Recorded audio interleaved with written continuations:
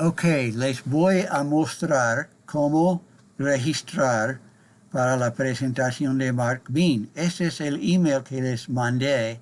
Entonces, cuando yo voy aquí donde dice enlace y clic acá en enlace, me está llevando a una página de web de Facebook y acá no hay nada para ayudar, solamente información.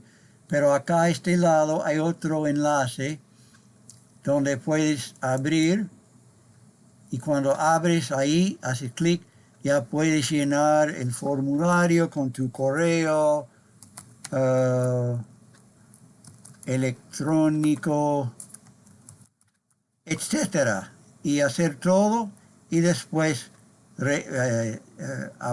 oprimir registro. ¿Ok? Ojalá que esto es claro y que les ayude.